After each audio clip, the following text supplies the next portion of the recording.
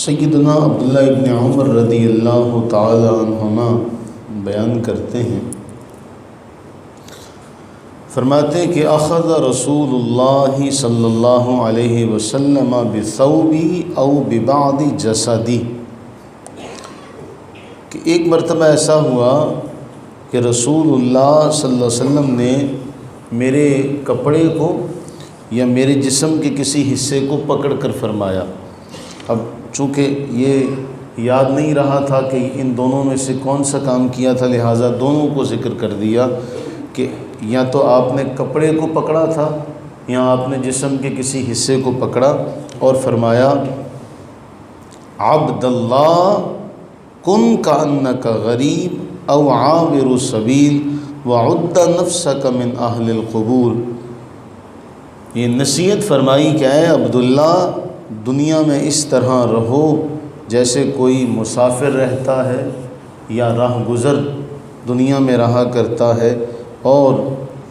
اپنے آپ کو مردوں میں شمار کیا کرو۔ اب اس روایت کا جو مقصد اور معنی ہے کہ کیوں مسلمان ہونے کی حیثیت سے اس دنیا کے بعد بھی ایک اور دنیا ہے جہاں ہم نے اس دنیا میں کیے گئے اعمال کا حساب دینا، اس لیے کہا کہ یہاں اگر مسافر کی حیثیت سے رہو گے تو جتنا تم یہاں اپنے آپ کو سنبھال کے رکھو گے، اگلے جہان میں حساب دینے میں اتنی ہی زیادہ آسانی ہوگی۔ اور پھر آخری جملہ جو ہے وَعُدَّ نَفْسَكَ مِنْ أَهْلِ الْقُبُورِ، جب ہر وقت تمہارے سامنے یہ بات رہے گی کہ میں نے قبر میں جانا ہے، میں نے قبر میں جانا ہے، تو پھر تم ہر معاملے میں اپنے آپ کو صحیح رکھو گے،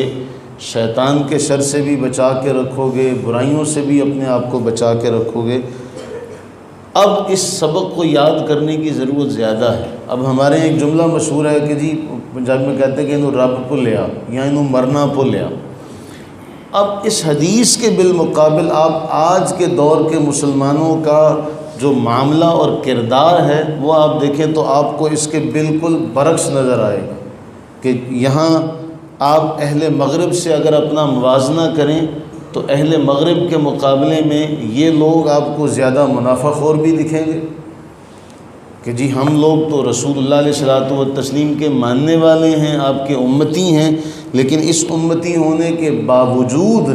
ہمارے اندر جو کردار کی کمی اور جو معاملہ فہمی سے دوری نظر آتی ہے اس کی بھی آپ کو کہیں مثال نہیں ملے گی ڈھونڈے سے کہ ہمارا معاملہ اور اہل مغرب کا معاملہ کیا ہے۔ ہم اہل مغرب کو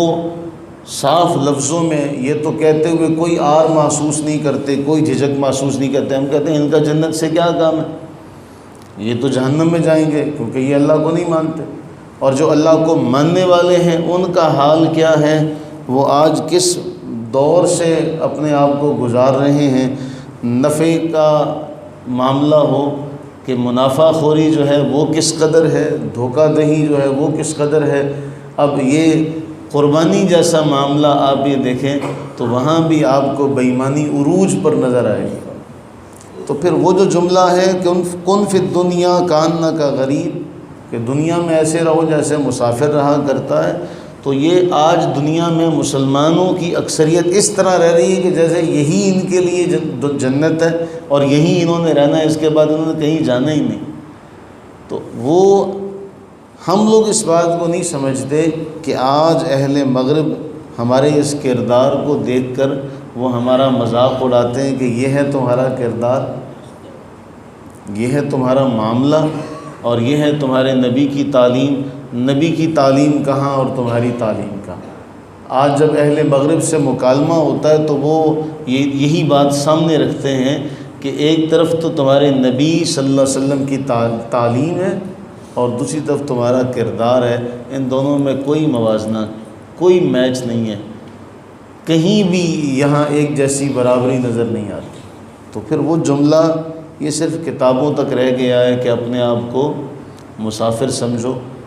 اپنے آپ کو راہ گزر کی طرح سمجھو، اور وَعُدَّ نَفْسَكَ مِنْ أَهْلِ الْقُبُورِ، اپنی نفس کو ہمہ وقت مردوں میں شمار کرو۔ اللہ سے یہ دعا کریں